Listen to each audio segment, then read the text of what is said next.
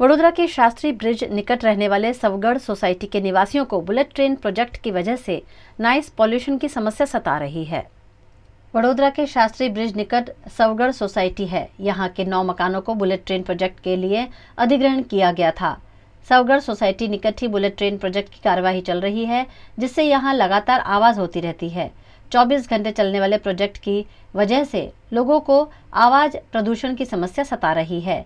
पिछले 9 महीनों से मामले की शिकायत के बावजूद कोई कार्यवाही नहीं होने से स्थानीय निवासियों द्वारा national high speed rail corporation limited के ऑफिस पहुंचकर मामले का विरोध किया गया। यहां निवासियों और अधिकारियों के बीच घर्षण और हाथापाई तक देखने मिली। हम पंड्या ब्रिज सौगन सोसाइटी में रहते हैं। लास्ट 65 ईयर्स से रह रहे हैं। अभी ये बुलेट ट्रेन में हमारी ज़मीन गई है, पर मेरा क्वेश्चन एक ही है कि हम रेसिडेंशियल एरिया में रह रहे हैं या इंडस्ट्रियल एरिया में रह रहे हैं। वो रेसिडेंशियल एरिया है तो फिर ये सब प्लांट्स हमारी बगल में ही क्यों गवर्नमेंट ने लगाया है, वो हमारा मेन क्वेश्चन है। ये प्लांट किस प्रकार की परेशानियां हो रही है? अरे बहुत ही नॉइज़ है।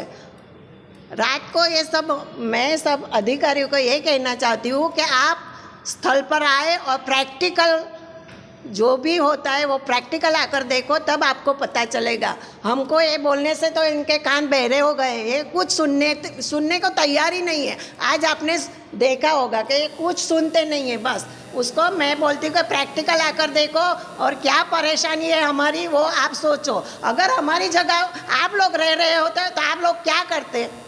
यहाँ शास्त्री ब्रिज के पास हमारी सोसाइटी है, सौगण सोसाइटी। हम सब लोग सौगण सोसाइटी के रहवासी है। अभी देश के लिए NHSRCL द्वारा बुलेट ट्रेन का प्रोजेक्ट चल रहा है और उसकी वजह से हमारी सोसाइटी में से 9 घर का संपादन हुआ था। अभी संपादन होने के बाद हमारे पूरे एरिया में कोई रेसिडेंशियल एरिया नहीं रहा है, लेकिन अभी फ़िलहाल बुलेट ट्रेन वालों ने हमारी सोसाइटी के घर के बाजू में एक बहुत बड़ा इंडस्ट्रियल प्लांट लगाया हुआ है, तो उसकी वजह से बहुत ही नॉइज़ पॉल्यूशन हो रहा है। हमारे बच्चे बूढ़े जो होते हैं उनको बहुत ही हेल्थ इश्यूज़ और सोने में भी बहुत प्रॉब्लम हो रही है। तो उसकी वजह से हम लोगों ने इनको ऑलरेडी, जब प्लांट सेटअप हो रहा था तो उसके पहले हम लोगों ने इन लोगों को एक एप्लीकेशन दी थी कि प्लीज़ आप जो प्लांट सेटअप कर रहे हो सोसाइटी से दूर करो, लेकिन इसके ऊपर उन्होंने कोई एक्शन नहीं लिया। और अब जब प्लांट पूरा सेटअप हो गया है, हम लोग उनको बोल रहे हैं कि भाई आप कुछ ऐसा करो कि जिससे हमें डिस्टर्बेंस ना हो, लेकिन वो लोग हमारे साथ हाथापाई पे आ गए। अभी हम उनका शूट कर रहे थे, उन्होंने हमारे हाथ में से फ़ोन भी ले लिया और हमारे हाथ में चोट भी लगी है। आप उनके CCTV में भी ये चीज़ देख सकते हो।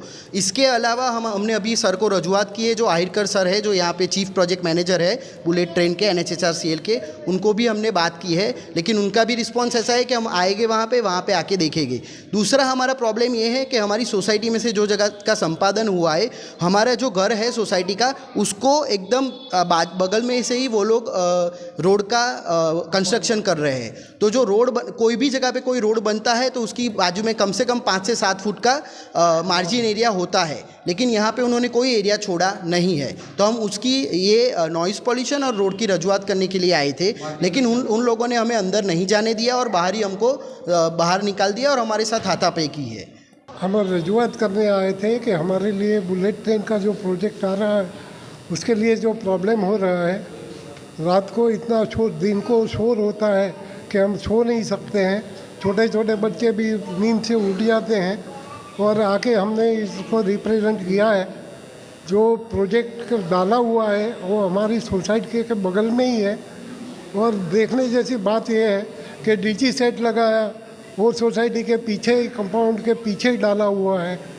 जो छलिया काट रहा है उसका जो मशीनरी लगा है वो भी नज़दीक में लगा है, जो प्लांट लगा है वो भी नज़दीक में लगा है। हालांकि पंड्या ब्रिज से लेकर बहुत सी सारी जगह पड़ी हुई थी, फिर भी वो जगह पर ये लोग नहीं डाल के हमको जानबूझ के परेशान करना है। ये हमको फलित हो रहा है कि भाई हमको जानबूझ के परेशान कर रहे हैं, क्योंकि इतनी जगह दूर जगह है फिर भी वो जगह का इस्तेमाल नहीं किया। LNT का कॉन्ट्रैक्ट दिया है, जिसने वो अथॉरिटी ने कोई इंस्पेक्शन किया है कि कोई एक किया है, वो लगता नहीं है। ये सब जो डिसीजन लिया है वो AC कैबिन में बैठ के ही लिया हुआ है।